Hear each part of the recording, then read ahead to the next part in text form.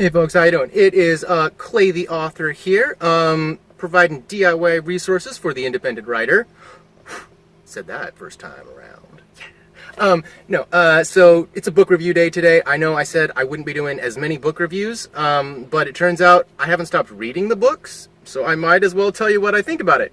And this week, over the past couple weeks, I read Naomi Novik's His Majesty's Dragon, the Temeraire and Leonard or Leopold, or can't remember what his name is. It's a good name. Anyway.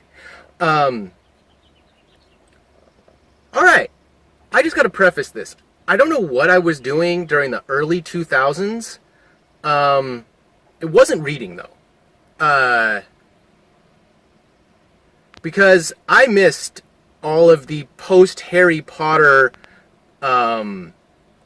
let's go to school instead of have an actual adventure in a book trope. I don't know. I assume it's J.K. Rowling's fault, but I don't know. Like I said, I was like partying or something because I was born in 1980, so that was my 20s. So I must have been having way too much fun because I'm going back now in time. And every book until about, from 1998 till about 2012 seems to either be an orphan assassin or let's go to magic school. Or in this case, let's go to flight school. I'm tired of it. I'm tired of orphan assassins, and I'm tired of going to school with you. No. Kvothe, do your little, get your ring classes on your own time. So yeah, it was one of those. I genuinely enjoyed the way that characters interact together. Temeraire and his writer are awesome characters. Them as a pair work out really, really well because you've got a dragon who is, fresh out of the egg, but, super, super intelligent. And who has absolutely no need or want for honor or any of the,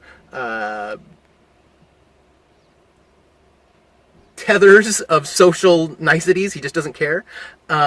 Whereas the guy who is his writer, has been assigned to him, is just the staunchiest stiff shirt you could ever want. And so they do a really good job having this British soldier, be kind of disintegrated. He devolves into a much more fun and free version of himself, and so I like that. I really love the buddy movie relationship that these two characters have in it, and how different they are, and how different their speech styles are, and yet how still proper in English they both kind of are. Really great. Love their relationship. Don't care about a single thing that's happening in the book, though. Just don't. They're fighting a war that is a Napoleonic war, right? And so they're fighting, it's fictitious history, right? Where the only real difference is that they're fighting against, or they're fighting Napoleon with dragons instead of just fighting against Napoleon and his invading armies. So that's kind of a fun twist, but so far, it's just book one, right? Whatever. And I just barely started book two. I don't even know if I'm going to be able to finish it. Yeah.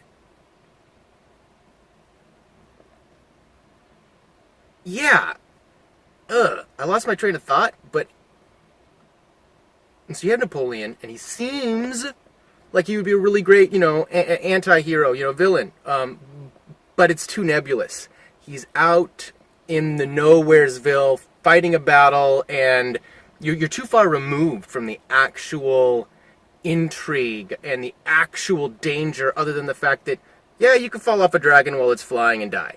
Okay, you could die in a dragon battle. Okay, that sucks.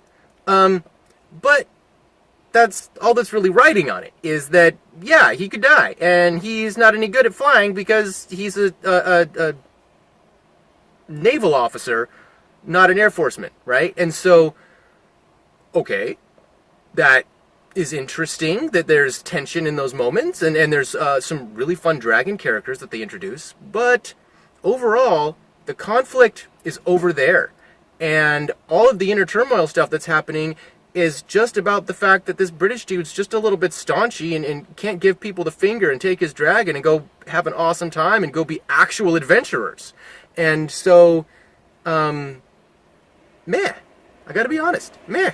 There's a whole bunch of books there in the early 2000s that I didn't miss at all, folks. I mean, I missed them, but... So, you know, as a female author, I'd like to give, you know... I hate giving bad reviews. I don't like doing that stuff. But at the same time, this is not holding my interest. I've tried to break into the beginning of the second book where they go to China and whatnot. But again, not a lot of action. It's a lot of talking and hanging out with the pair while they read books to each other and play footsie. Which is cool, I guess, but I want to watch this dragon thoom somebody into just oblivion, because apparently he could do that. I need to see that. Don't know if I have to make it all the way through book 2 first, though, so I don't know if that's going to be worth it. So, if you're a super fan of dragons, I guess you're going to have to pick it up, because she does an amazing job of taxonomizing these dragons, right? Describing the wing veins and this, that, and the other, and 5 versus 4 claws on the hands, and this, and just, you know, so it seems like there's this really in-depth mythos that goes around the reality of dragons. So it's really fun. So it's hard to put down because the tidbits keep you moving along. But then I realize at the end, there wasn't anything that made me want to pick up the second book except curiosity about what's China like? And so maybe that's the point. Maybe it is just a curiosity book for, ooh, what's under this next rock? So if that's your type of bag, that's your thing that you like to look inside, and give it a look. Give it a check out. Anyway, if this video was interesting to you at all, or if you found it informative or whatever, like button, subscribe. That'd be awesome, because the subscriptions are good.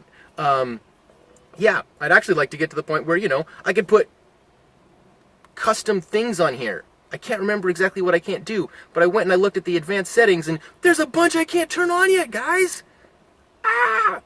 Advanced settings. Help me get there. All right, folks. Yeah, have a great time reading and writing, I guess. Enjoy the sun. See ya.